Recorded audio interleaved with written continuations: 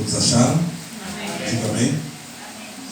E Jesus, cheio do Espírito Santo, voltou do Jordão e foi levado pelo Espírito ao deserto. E 40 dias foi tentado pelo diabo. E naqueles dias não comeu coisa alguma. E terminados eles, teve fome. Disse-lhe o diabo: se tu és filho de Deus, diz a essa pedra que transforma em pão. E Jesus lhe respondendo, dizendo: está escrito, nem só de pão viverá o homem, mas de toda palavra que sai da boca de Deus. E o diabo, levando a um alto monte, mostrou-lhe, num momento de tempo, todos os reinos do mundo. E disse-lhe o diabo: dar-te-ei a ti todo este poder e a sua glória, porque a mim me foi entregue, e dou a quem eu quero. Portanto, se tu me adorares, tudo será teu. E Jesus, respondendo, disse-lhe: vai-te, Satanás, porque está escrito, adorarás o Senhor teu Deus, e só a Ele o servirás. Levou também a Jerusalém e pô-lo num pináculo do templo, e disse-lhe: se tu és o filho de Deus, lança-te daqui abaixo, porque está escrito, mandará os seus anjos acerca de ti, que te guardem, e que te sustente nas suas mãos, que nunca tropece com o teu pé em pedra. Ele citou o Salmo 91. E Jesus, respondendo, disse-lhe: dito está, não tentarás o Senhor teu Deus. E, acabando o diabo toda esta tentação, ausentou-se dele por algum tempo. Diga, algum tempo. Eu não vou falar versículo por versículo, mas eu vou fazer um apanhado de entendimento que nos dá da tentação de Jesus. Jesus, logo após ser batizado, foi levado pelo Espírito para o deserto para ser tentado. Muitas pessoas, vamos falar um pouco de ministério, muitas pessoas dentro de uma igreja, é muito fácil você entrar dentro de uma igreja, adorar, dar glória a Deus, aleluia, entregar o que é devido, e voltar para a sua casa.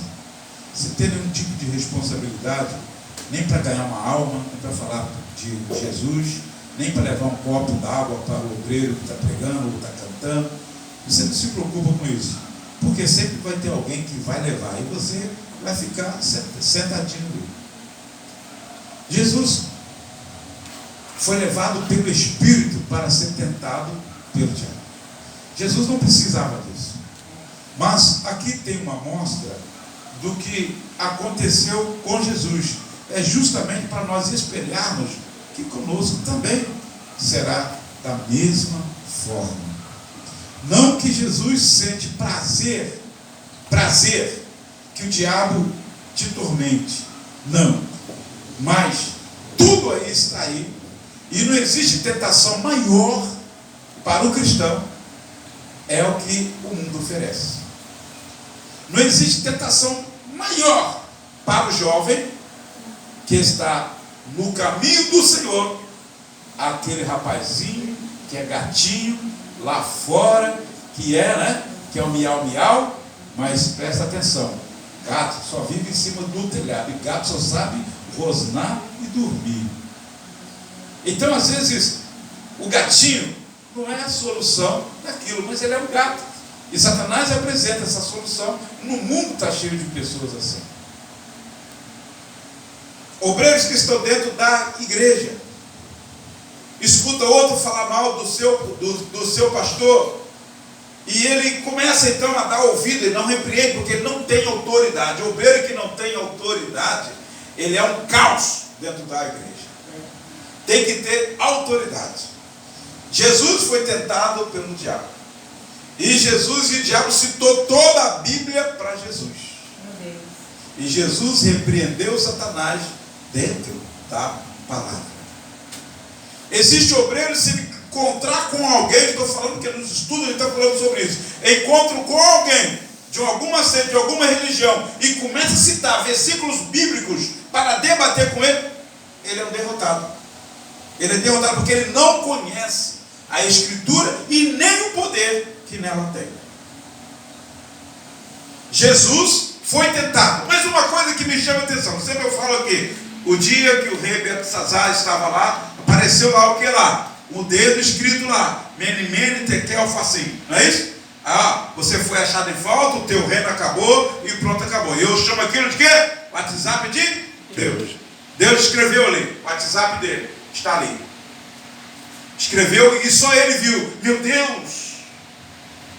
E agora, chama os sátrapas, chama todos os entendidos, todos os inteligentes, e vamos lá e vamos ver quem vai interpretar o meu sonho. Lá naquela época, o WhatsApp de Deus, o dedão escrito lá. É, Deus. Aí vem para a época de Jesus. Aí Satanás também mostra o WhatsApp para Jesus. Subiu Jesus em cima de um monte e no momento mostrou todos os reinos do mundo. Já pensaste nisso? No momento ele mostrou todos os reinos do mundo. Como?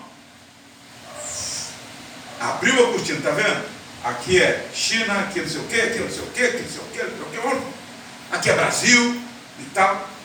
Tudo esse reino, toda essa terra foi entregue a mim.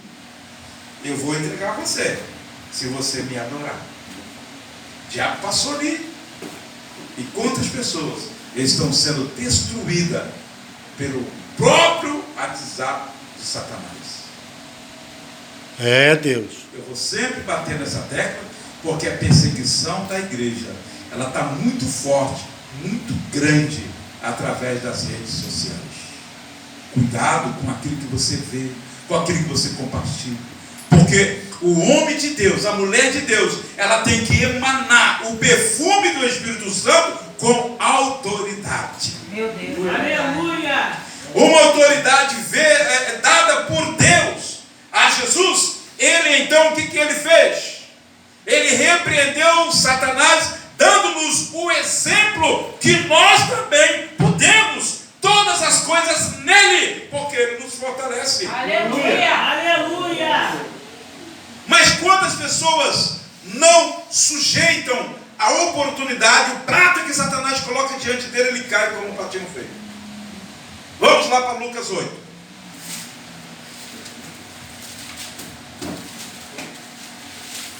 Lucas 8.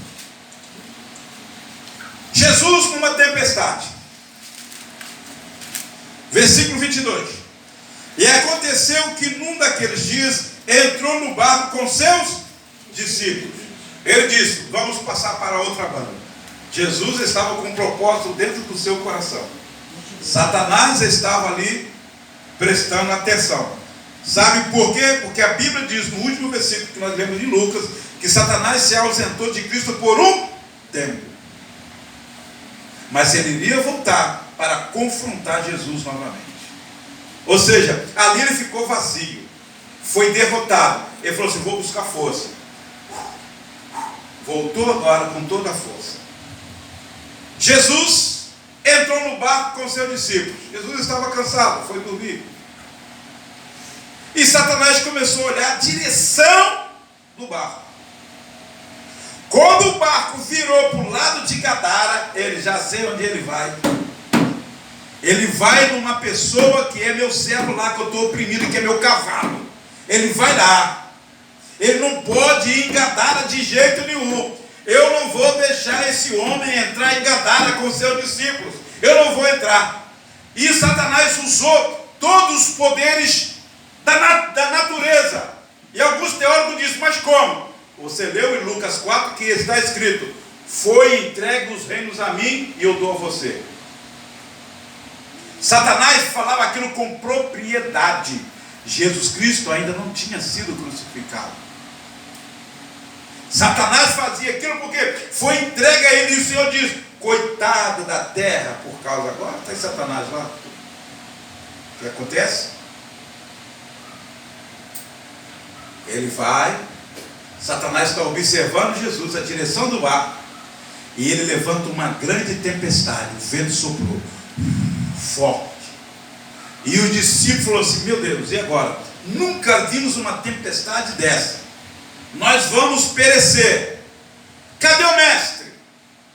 Vamos lá? Versículo 23.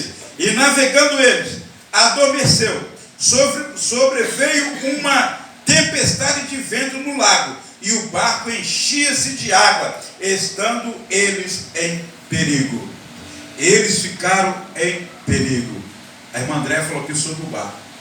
Muitas das vezes o barco balança, e nós ficamos seguros daqui, seguros dali, procura recurso daqui, procura recurso ali, e esquecemos que no barco está Jesus. Meu Pai, aleluia. Ele está no barco, tranquilo, porque o vento que foi levantado não foi dele, foi o vento de Satanás. E os discípulos tinham que conhecer que aquele vento era puramente espiritual para atrapalhar a caminhada deles até aquele lugar chamado Gadara. Porque Gadara tinha um homem que alimentava-se de defuntos. O homem que vivia entre os sepulcros, o homem que era amarrado com cadeias, com corrente forte, ele rebentava de tempo em tempo, eles iam lá e amarravam de novo. E aquele homem vivia dentro do sepulcro, dentro de um cemitério, não podia entrar dentro da cidade, porque se ele entrasse, ele acabava com a cidade. Aquele homem era conhecido como o endemoniado gadareno. Meu Deus! E Satanás falou: esse homem não pode entrar lá. E o vento soprou daqui, o vento sopra dali, e os discípulos ficaram apavorados. Aleluia! E isso acontece comigo e com você. Às vezes o barco começa a balançar, e nós temos que ter um cuidado para não esquecer que Cristo está dentro do barco conosco. Ele está balançando conosco, Ele está tranquilo conosco. Ele disse: a minha graça te basta, e o meu poder te aperfeiçoa na fraqueza. Está Ele dentro do barco, aleluia!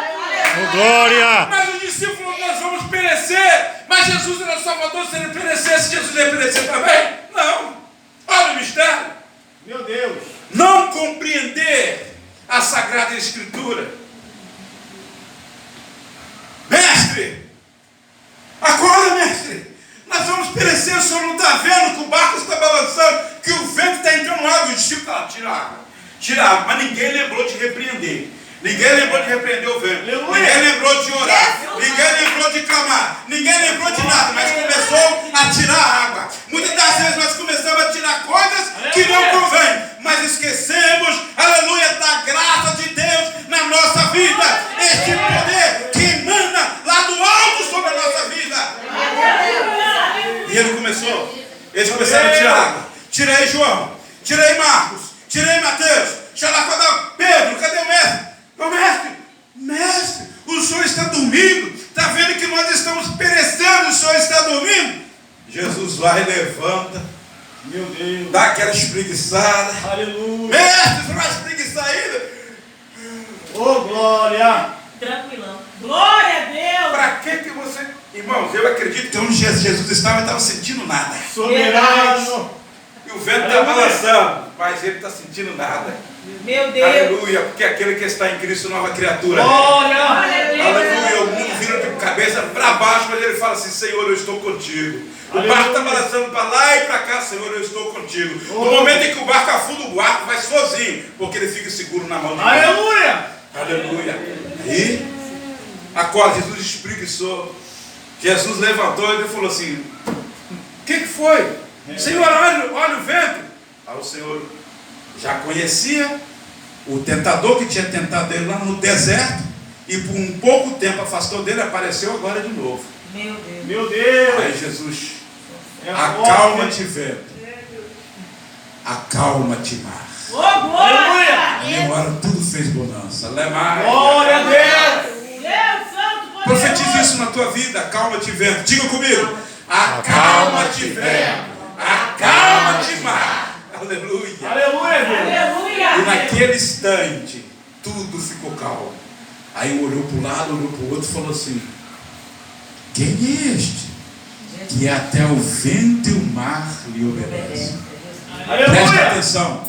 Você está dentro de uma igreja, você é membro dentro da igreja, mas não conhece o poder de Deus na sua vida. Meu Deus! Isso é muito sério. E quando acontece algo excepcional, para Deus é uma gotinha de nada, e você fica tudo assim, sabe? Meu Meu Deus! Deus! Deus santo. Onde Jesus, misericórdia. Aleluia! Irmãos, o céu está cheio de bênçãos para aqueles que buscam. Aleluia, é verdade. Vai buscar. Vai buscar. Perturba o Senhor, Senhor, eu estou aqui, ó. Senhor, eu estou aqui. Ô Senhor, eu aqui. Dobra o joelho, ora, sentado, deitado, aonde for. Ora o Senhor, está dentro do ônibus, ora o Senhor, está dirigindo, ora o Senhor. Começa a orar, porque o inimigo, vosso adversário, anda ao derredor, bramando como leão, procurando um momento para te tragar. Momento, qualquer momento ele saça. Glória a Deus. Jesus.